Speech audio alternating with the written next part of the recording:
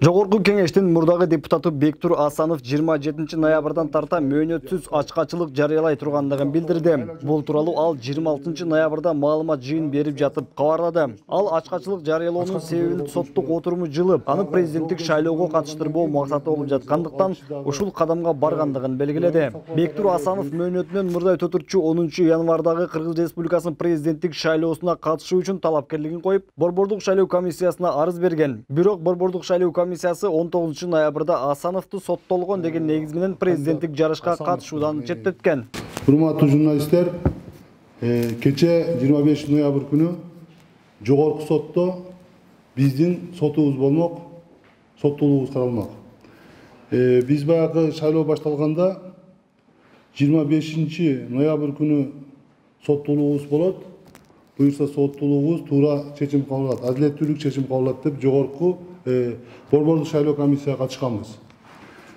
Мен жана Кадыров президенттик шайлоого атсалышууга аттанганбыз, бирок тилекке каршы кече 25 ноябрь күнү биздин сотубуз 10 декабрга жылдырылып коюлду. Бул деген эмнени билдирет? Бул деген мына жаңы бийлик 5 октябрда бийлик алмашып, жаңы бийлик келип, адилеттүү шайлоо болот. Баарына бирдей шарт түзүлөт. Саясий куугунтук болбойт деген сөз берүүлөр болгон. Биз буга ишенгенбиз. Ошол убакта бир топ суроолор болгон бизге. Эмнеге алар бир күндө акталып алат? Жапаров, Ташиев, Мамытов, Аспеков деп. Биз ал убакта биз туура түшүнгөнбүз, себеби алар кызматка бараткандан кийин алар акталышы керек болчу, шашылыш акталышы керек болчу, биз аны туура түшүнгөнбүз. Бирок тилекке каршы арадан 1,5 ай кийин убакка койду биздикен. Бирок биз буга дагы макул болдук, себеби биз 3 декабрга чейин соттолуубуз жоюлса, шайлоого катышканга укугубуз бар эле.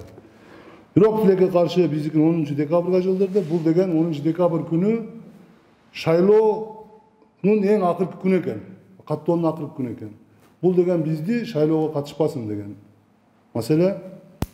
Анан биз дагы сот чечет деген сөздү айтып атышат, сот чечпейт. Биз ачыгын айталы.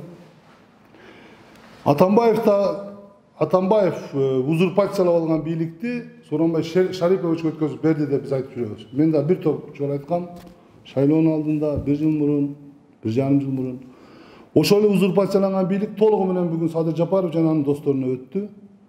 Сот толугу менен бүгүнкү бийликтин, убактылуу бийликтин көзөмөлүндө бизди шайлоого катыштырбай коюун заказы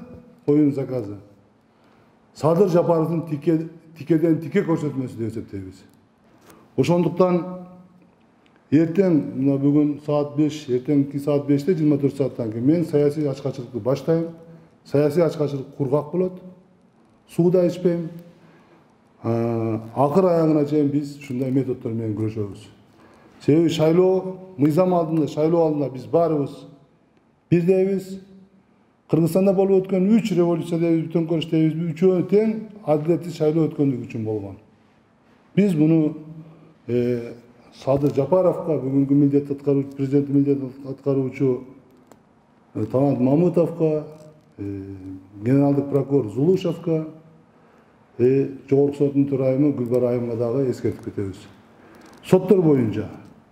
Соттор 3 революциядан кийин президенттер башкалар жазасын алды, качып жүрөт, түрмөдө отурат. Жакынкы жумаларда, жакынкы айда мен ойлойм соттор дагы түрмөгө түшүш керек. Себеби кылмыш кылгандардын сот тармагы гана камалып элек да, алар да камалыш керек. Биз буга жетишебиз деп ойлойбуз. Экинчи маселе. Биз шайлоого барбасак, мен буга чейин да айтып келдим, Садыр Жапаровдун да моралдык укугу жок шайлоого барганга. Экөөбүздүн позициябыз бирдей, анык оорураак. Себеби Садыр Жапаров экөөбүздөн Атамбаевдин режимине каршы күрөшкөнбүз. Ошол режимдин курмандыгыбыз, биз ошол режимде түрмөгө отуруп чыкканбыз. Бирок Садыр Жапаровдун оорураак дегеним ал жасалган кылмыштын боюнча күнөөлөнгөн, а биз жасалбаган кылмыш боюнча күнөөлөнгөнбүз. Баягы даярданды деп, баягы сүйлөшкөн сөздүктү гана жазып алып, аны фабриковать этип, булар кылмыш жасоого аракеттенди деп камалганбыз. Ал эми Садыр Жапаров бул жасалган кылмыш. Областын губернатору залогко алынган, барымтага алынган. Кылмыштын аракеттери болгон. Sadır Japarov'un bir tuğan jeğeni, en jakındары ошо кылмышты башкарышкан. Men Sadır Japarov'un bir tuğan jeğeni menen УКМК'нын СИЗОсунда 6 ay bir kamerada jattım. Толук мойнуна алышкан. Sarılık jigit, jurnalist jigit, jana kim degen jigit ele jurnalist. Toktogулдук jigit. Kerezbek bile alдағы moyunga alıp bular sarılık jigit ekö tez aranın içinde Атамбаев фамилиясы менен чыгып кеткен. Ошондуктан биз шайлоого барбай Садыр Жапаровдун шайлоого барышы бул ачыктан-ачык эле моралдык укугу да жок. Менин оюмча баягы кыргызча айтканда бул эки жүздүүлүктүн баягы жеткен чеги деп айтсак болот. Биздин позициябыз ошондой, биз саясий баягы мыйзам чегиндеги акция бул ачарчылык, муну сөзсүз бул биздин баягы укугубуздан пайдаланабыз. Саясий ачарчылык аягына чейин уланат, кургак ачарчылык болот. Ошону айтып, ошол биздин биринчи негизги талабыбыз болот. Экинчи талабыбыз мына кече социалдык тармактардан өтө катуу талаш тартыш болуп атат. Башка пикирдеги адамдар, башка талапкерлердин колдоочулары, башка талапкерлигин койсо, алып койбойсуңбу, башыңы жулабыз, атаңа атып кетебиз, энеңи зордуп кетебиз деген коркунучтар жөнөкөй эле жарандарга эмес, алардын колдогон аккаунттарга, алардын личкаларына жазып, коркутуп, үркүтүү, көчөлөрдө токмоктоого чейин барып атат. Буга дагы кече Ороз айым деген айым Москвада айтты, бул Кыргызстан территориясында эмес, Москвада да болуп атат. Кыргызстан чет жерлеринде болуп атат. Ороз айым туура айтты. Буларды адам дегенге болбойт. Булар эне тууган эмес. Буларды айбан десекпи, дейт, зөөкүр десекпи, дейт. Макулук деп коебузбу. Мен Садыр мырзага ачык кайрылам. Зөөкүрлөргө, айбандарга, макулуктарга кайрылып коюңуз. Токтотсун. Булар бизди коркута албайт. Экинчиден, эгерде сиз токтотпосоңуз, бүгүн Кыргызстанда ушундай сөз кетти. Садыр Жапаров өзү зөөкүр деген. Өзү кылмышкер, өзү каракчы деген сөздөр башталып атат. Жакын күндөрдө Садыр Жапаров зөөкүрлөрдүн, кылмышкерлердин, айбандардын, макулуктардын башчысы, ана башы, башкы зөөкүр болуп калат. Мен ошону баягы бул туурасын ал киши түшүнөт. Бүгүн эртең ошо зөөкүрлөрүнө кайрылат деп мен терең ишенем. Анан дагы бир нерсени айтып коеюн, ошо зөөкүрлөр, айбандар, макулуктар боюнча. Алар ойлобосун, бизди эч ким билбейт деп. Ар кандай атка жагынып алып булар өздөрүнү бизди билбей калат дегендей кайрылып атат. Ондогон, ар бир киши ондогон аккаунттарды кирип алышкан, өңүтсүз сүрөтү жок. Бирок бизде күч органдарында иштеген биздин жактоочуларыбыз бар. Башкалар бар. Алар ким экенин айтып атат. Мына бир эле мисалды айтып коеюн. Текебаевди терисин сыйрып, бышырып жеш керек, өлтүрүш керек. Текени соебуз, жейбиз деген бир канча аккаунттан чыгып жүргөн жигит жөнүндө бизге маалымат келди. Анын аты жөнү Маткалыков Абдыпатта Жороевич. Базаркоргон району Жайтерек айылынын тургуну, 1970-жылы туулуптур, Жалал Абад шаарында жашайт. Биз ар бир аккаунттун жакынкы жумаларда, жакынкы айда бул акмактардын, бул айбандардын, адам эместердин артына саят чөбүз дагы аларга жетебиз. Экинчиден, биз демократиялык мамлекет куруп кетебиз 30 жылдан бери. Кыргызстан жакшылык жамандыр алдыга кеткен өлкө, коңшу өлкөгө салыштуу маалым. Үркүтүп, коркутуп Атамбаевдин учурунда, Бакиевдин учурунда өлтүрүп өрттөө үй болгон. Акаевдин учурунда болгон. Бирок мындай зөөкүрлүк болгон эмес. Мындай зөөкүрлүк, массалык террор бул Садыр Жапаровдун учурунда болду.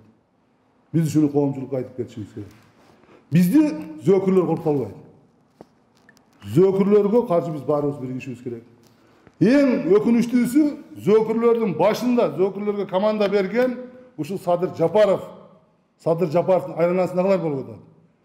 Ошол боттордун акчасын берет деген Садыр Жапаровдун аялы Айгүл айым деп айтып атышпайбы? Ошол контролдорду деп атпайбы? Бул баягы шамал болбосо, теректин баш кыймылдап айтып койбу? Бул бекер жеринен айтылган сөз эмес. Буга далилдер бар. Мына мен бүгүн бир айбан жөнүндө айттым го, Маткалыков Абдыпатта деген Жороевич. Ошол жөнүндө биз ар бир жумада 10-дон 15тен ушундай айбандардын аты жөнүн чыгарып турабыз. Дагы бир жолу Садыр мырзага кайрылуу. Садыр мырза, сен биз Кубанычбек Кадыров экөөбүздөн коркуп кеттиң окшойт. Жүрөгүң, духуң жетпеди окшойт. Biz türmede oturganыбызda kim kандай oturганын эң жакшы билебиz. Кылмышкерлер бизге тике карай алган эмес. Кылмышкерлер Садыр мырзанын мойнуна минип алган. Биз аны да билебиз. Ошондуктан Садыр мырза бизден коркуп кетти деп ойлойм мен. Коркуп кетпесе бизди өзүнүн 6,5 миллион элдин ичинен 6 миллион колдоп атса, биз 1%, 1,5% колдоп албасак, алардын да боттордун жазганы боюнча ушундай болуп атпайбы? Анда бизди коркпой эле бир шайлоо коюп койбойбу? Демек ал бизден коркуп атат. Анын арты таза эмес. Арты таза эмес, туура эмес, жалганчы, алдамчы, 200 киши гана таза шайлоого, таза атаандаштыкка чыга албайт. Мен ушул сөздү айтып коеюн деп, урматтуу журналисттер силерди чакырдым. Кудай буйруса, ачкачылык аягына чейин уланат. Кыргызстанда прогрессивдүү коомчулук, граждандык коом өтө бекем орноп калган. Бизде акыл эстүү адамдар зөөкүрлөрдөн көбүрөөк деп ишенем. Ошондуктан жеңиш биз тарапта болот. Ачарчылык ушул биздин коомчулукту, прогрессивдүү биздин электораттын көңүлүн буруш үчүн болуп атат. Биз жеңебиз. Буюрса жеңиш жакынкы жумалар айдын ичинде жеңиш биз тарапта болот. Жеңиш биз тарапта болот деген прогрессивдүү күчтөр жеңет. Бүгүн биз 10дан ашык кандидаттар президенттикке биргебиз, аракетти бир кылып атабыз.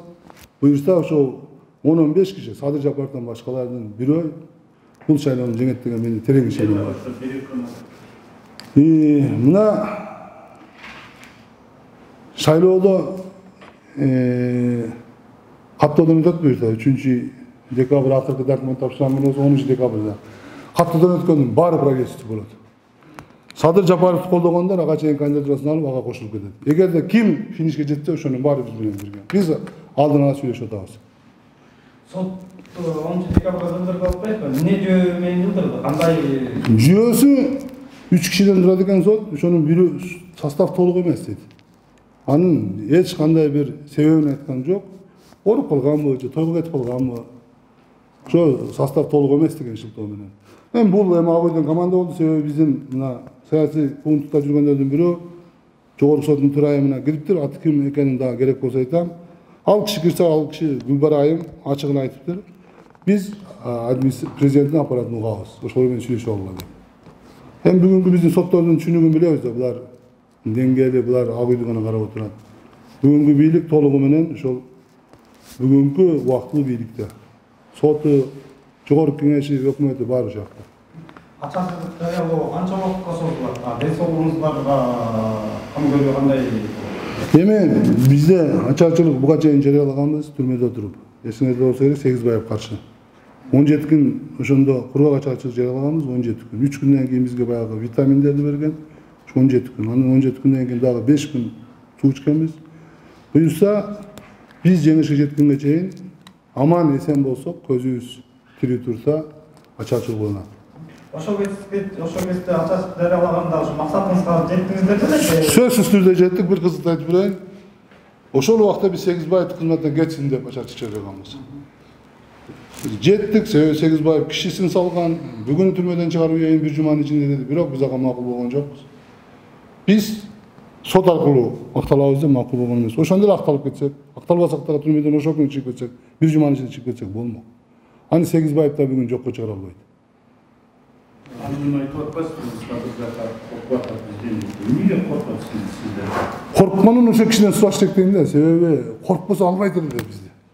Мына боттор жазып атпайбы, сизди дейт аялыңыздан, бир туугандарыңыздан башка 10-15 кишиден башка киши колдобойт деп атпайбы. 15 кишиден ашык электораты жок кишиден эмнеге коркот? Аны шайлоого кошуп эле койбойбу? Эми көп кишинин бири да, туурабы? Бирок мына сиздердин шайлоого барышыңыздар деле ошо мына өтпөйт деп атпайбы, коомчулукчу. Мындай бир саясий соодалашуу болот деген бар. Буга чейин эле. Негизи максатыңыздар эмне? Мындай программаңыздар Эч кандай соодалашуу жок. Биздин максатыбыз Кыргызстан 30 жыл артка кетпеш керек. Кыргызстан диктатурага кайра барбаш керек. Супер президенттикти көргөнбүз. Супер президенттик 5-октябрга чейин келди. Парламенттик бизге эмне берди деп атпайбы? Парламенттик 2010-2012 жылда болгон. Андан кийин Атамбаев толугу менен бардык бийликти колго алып, супер президент кайра орноткон. Де юре парламенттик шайлоо, парламенттик өкмөт, эме бийлик. Де факто толугу менен ал эмес ким депутат болот списогунан бери президент түзүп калбадыбы. Ошол супер президенттикти Атамбаев кийин Сокеге өттү, Жээнбеков дагы 5-4 октябрга чейин кармап отурду. Ошону оформить этип юридикалык жактан мыйзамдаштырып алууну көздөп жатат бүгүнкү бийлик. Ошого биз каршыбыз. Биздин максатыбыз парламенттик конституция иштеш керек. Садыр Жапаровго мен жолуккан жокмун, ал киши менен бир топ телефондон сүйлөшкөм. Анын жанындагы жандоштор менен бир топ менен сүйлөштүм. Чолугу жөнүндө мен ал жөн демилгеден өтүргөн жокмун. Бирок тегерек чети алардын максаты сүйлөгөн сөзү. Ошон үчүн мен тегерегиндегилерге айттым, биздин жолубуз бир эмес. Идеялык жактан биз карама каршыбыз, жакшы мамилебиз бар, доспуз. Идеялык жактан баягы биз бир боло албайбыз, ошондуктан мен шайлоого барам деп айттым. Бирок байкасаңар мен 5-6, 7, 8, 10 октябрга чейин бул ушулар бийликке келиш керек деп колдогон. Себеби убактылуу бийлик ушуларда болуш керек, шайлоону ушулар өткөрүш керек деп. Бирок алар толугу менен конституцияны өзгөртөбүз, баарын жасайбыз деп баштабады. Ошондон кийин мен шайлоого катышым керек экенин сезип, шайлоого катышып, шайлоо аркылуу буларды биз жеңип чыгышыбыз керек экендигин түшүнүп, шайлоого аттандык. Таза шайлоо болбосо кайра 5-октябрь кайталанат. Мен буга 100% гарантия берем. Себеби бүгүнкү күндө революция эмнеге болду? Мекеним Кыргызстан менен биримдик үчүн болду. Бүгүнкү күндө Садыр Жапаровдун штабтарын ким жетектеп атат? Мекеним Кыргызстан менен биримдик партиясыны баягы ана башлар жетектеп атат. Мисалы, Садыр Жапаровдун штабын жетектеп атат. Примов биримдик партиясы, алай боюнча штабынын жетекчиси. Азамат Арапбаев биримдик партиясынын ана башчыларынын бири. Ош шаары, Араван району ошо тегеректи Арапбаев, Исхак Пирматов, Алабука району. Нарында дагы Нарын районунун акими биримдик партиясынын эң ана башларынын бири Нарын областы боюнча. Бүгүнкү күндө ошол райондун акими кылып Садыр Жапаров дайындады. Ошондуктан баягы саясий күрөш уланып атат. Бүгүнкү күрөш Садыр Жапаров менен эмес. Бүгүнкү күрөш Мекеним Кыргызстан биримдик менен дагы күрөш уланып атат. Ошол эле Райым Матраимов менен күрөш уланып атат. Болгону баягы Бактыбек Калмаматов туура айтты. Сокен алмашты дейт. Сокен ордуна Саке келди дейт. Калганы коррупциялык схемалар, баягы фигуралар, саясий тегерегинде жүргөндөр баары ошолор отурат дагы. Биз революциянын максатына жетиш үчүн революциянын максаты бул коррупция болбош керек, адилеттүү шайлоо болуш керек, мыйзам иштеш керек. Олигархтар, мамлекет уурдап жеген коррупционер түрмөгө отуруш керек. Криминал шайлоого аралашпаш керек деген биздин негизги ой максат, революциянын максаты ошо ишке ашыш керек деп эсептейбиз. Таза шайлоо өтөбү? Таза шайлоо өтпөсө кайра революция болот. Бакыт Калмаматов өткөндө бир эмесин окуп калдым интервьюсун. 10 январда, 11 январда 4-чү революция болот деп. Таза шайлоо болбосо мен 100% ишенем, 10 000 киши боло мамлекет тагдырын чечип коет. Буларды эч ким сактап кала албайт. Мен айтып коет элем Садыр мырзага, криминал да сактап кала албайт бул жолу. Себеби криминал деген таш каяк болсо ошакта болот. Биз Садыр экөөбүз түрмөдө отуруп чыкканбыз да, криминал аябай жакшы билебиз. Криминал өтө булар ыңгайлашкан да. Каяк жеңип баратса, түнү менен ошакта болот аларчы. Ошондуктан криминал да булар сактап кала албайт. Азыр сиз Садыр Жапаров катыштыруу аракетин кылып атасыз да сотто. Азыр Садыр Жапаровда кызматын убактылуу токтотуп бербеди. Анда кандай болот? Убактылуу токтотуп берсе дагы сотторго келишип атат. Садыр Жапаровтар булар бийликти баягы достор алды деп атпайбызбы? Садыр Жапаровдун каалаганын таландан алып жасап атат. Камчыбек шамдаш ташып жасап атат. Бирге булар башкарып атат. Темадан тышкары болушу мүмкүн, бирок сизге дагы оорлак болушу мүмкүн, сотчу.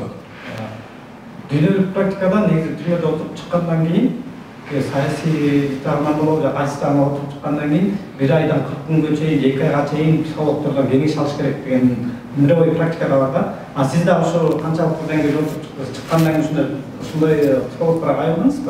Ой, туура ушул эле Садыр Жапаров чыгып эле ошо убакытта өкмөт башкарып калды да. Анан негизи ушундай бизге Кыргызстанга керекпи? Мен буга чейин бир интервьюмда айттым да. 40 күн эмес, 2 ай эмес, түрмөдөн чыккандан кийин адаптация болуш үчүн жарым жыл, 1 жыл убакыт керек. Садыр Жапаровдун көп баягы кайта берет болуп атпайбы? Ошол сөздөрү мен психологиялык жагдайы бул түрмөдөн чыгып отуруп калганы да. Бул эч адаптация боло элек. Мен өзүмдүн башымдан өттү. 6 ай эмес, 1 жылга барып мен адаптация болдум. Ошондуктан көп бунун баягы катачылыктары ошол түрмөдөн чыгып отуруп калганы. Демек Керек, сөзсүз керек. Адаптация болуш керек. Бектур Асанов мурдагы президент Алмазбек Атамбаевдин бийлиги тушунда саясатчылар Дастан Сарыгулов, Кубанычбек Кадыров, Эрнис Карыбеков менен кошо бийликти басып алууга аракеттенген деген айып менен камалып, 8 жылга эркинен ажыратылган. Бирок 2019-жылы жогорку сот Кадыров менен Асановдун жаза мөөнөтүн жаңы мыйзамдарга ылайык карап, шарттуу түрдө мөөнөтүнөн мурда 12 февралда эркиндикке чыгарган.